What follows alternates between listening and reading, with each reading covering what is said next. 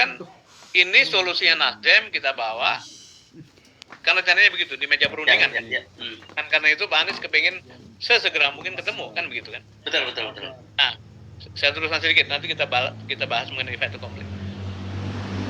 Subuh kemudian kita berhasil kontak dengan utusan Demokrat dan janjian ketemu jam 6 pagi dan saya sampaikan tentu saja dengan highlight besar saja lah dan dua judul cerita atau dua agenda pertemuan itu, satu menyampaikan hal besarnya perkembangannya, yang kedua membawa misi supaya mengatur pertemuan antara Pak Anies dengan Pak Ahy terhadap Demokrat. Nah terhadap PKS misi supaya ada pertemuan antara Pak Anies dengan Pak Saihu dan juga atasnya gitu. Nah, begitupun di Demokrat. Itu kita lakukan. Jadi sebetulnya seluruh pihak itu sudah mendengar langsung dari saya nih. Ya. Permintaan untuk bertemu gitu. Oh, bukan menjelaskan tentang perkembangan tidak. Ya tentu saja saya bercerita sepengetahuan saya, tapi fokusnya bukan, tidak bisa dikatakan bahwa kan gini nih, saya tidak enak tuh. Acara perkembangan sepenting ini kok hanya disampaikan oleh Sudirman Said. Ya, betul. Sudirman Said ini siapa? Saya ini hanya penghubung yang tidak punya otoritas menafsirkan. Dan tadi tugasnya adalah menyampaikan maksud pertemuan. Nah, kalau pertemuannya tidak dijelaskan maksudnya apa kan susah. Atau gini, sebut bahwa kok Anies itu pengecut banget. Ada peristiwa penting begini, ada keputusan penting ini, tidak berani ngomong sendiri, tapi harus ngomong lewat Sudirman Said gitu loh. Yang juga muncul setidaknya dari Andi Arief lah misalnya. Demi kebenaran, demi integritas orang, demi nama baik orang semuanya nih. Dengan permohonan maaf, tuduhan itu menurut saya agak gegabah. Karena yang terjadi adalah permintaan bertemu sudah dilakukan sejak Rabu pagi, terus-menerus. Saya ini seharian bolak-balik WA kepada kontaknya Demokrat. Mas, sudah ada waktu? Apakah sudah ada gambaran jam berapa? Kelihatannya belum, masih sibuk, masih diskusi, masih rapat, terus sampai malam. Sampai tutup hari saya masih bertanya gitu. Nah, kemudian pada kira-kira menjelang jam 2 atau sudah jam 12 lebih malam, saya dapat WA dari utusannya Demokrat, teman yang selama ini berada sama-sama. Saya bisa nggak ke rumah Pak SS jam berapapun selesai gitu. Oh ya, saya tunggu jam 2 pagi datang di situ. Nah, jam 2 pagi ini hari Rabu, Kamis dini hari. Kamis dini hari, sudah Kamis dini hari. Ya. Jam 2 pagi beliau bertanya lah bagaimana perkembangan. Ya perkembangan gelinding terus. Kami sudah ketemu PKS, menjelaskan kita belum tahu sikapnya PKS bagaimana, dan kami masih menunggu supaya Pak Anies bisa diterima Mas Ahy gitu. Disarankan supaya WA langsung. Nah besoknya juga WA langsung juga, kirim segala macam. Nah kembali selama proses itu terus bertanya kapan bisa ketemu. Nah saya seperti mendengar atau membaca statement dari beberapa teman Demokrat yang seolah-olah Demokrat pertama kali tahu itu jam 2 pagi itu dari Sudirman Said. Ini juga dengan segala maaf, demi kebenaran, demi nama baik orang, demi kejernihan publik, saya mengatakan itu juga misleading. Mengapa?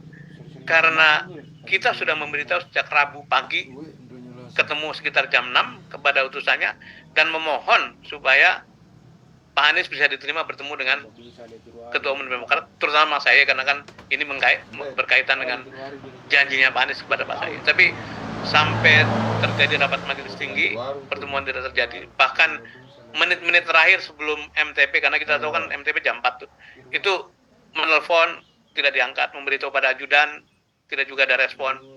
Ya terjadilah seperti yang kita saksikan.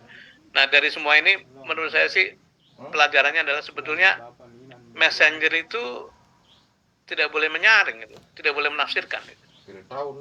Saya menyampaikan sepahit apapun kepada Anies Baswedan. Perkara sikapnya dia marah, dia apa itu, tapi nah ketika bertanya sikap harus bagaimana, di situ kita memberikan masukan kan, cara pandang kita. Tapi sebagai informasi sampaikan apa adanya. Ada permintaan ketemu, dimintakan ketemu. Yang itu ini saya terpaksa ngomong begini karena saya khawatir orang-orang yang tidak tahu situasinya itu kemudian menjudge apakah menghakimi Demokrat atau menghakimi Pak Anies, menghakimi Pak Surya itu secara tidak tepat. Dan itu kan katanya begini nih, konflik segede apapun, kalau messengernya itu menjalankan tugas dengan baik tuh biasanya bisa turun tensinya itu. Tapi kalau messengernya itu ngompor-ngomporin satu sama lain gitu, itu meledak gitu. Dan saya kembali pada awal diskusi kita, kami semua di timnya Pak Anies, saya juga komunikasi dengan PKS, komunikasi dengan Nasdem juga, masih punya harapan besar untuk bisa bersama-sama. Dan tentu saja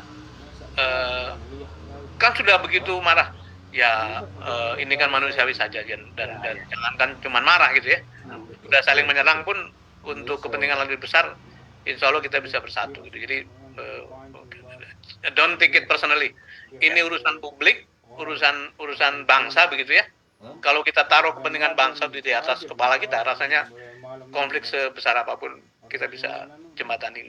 Ya, bangun jembatan, jangan bangun tembok. Ya, jadi kalau toh jembatannya sudah dibakar gitu dengan pencabutan dukungan, ini kelihatannya teman-teman di koalisi menyediakan jembatan baru gitu ya, jalan pulang untuk teman-teman Demokrat gitu ya. Kan di Demokrat banyak teman-teman ex militer kan.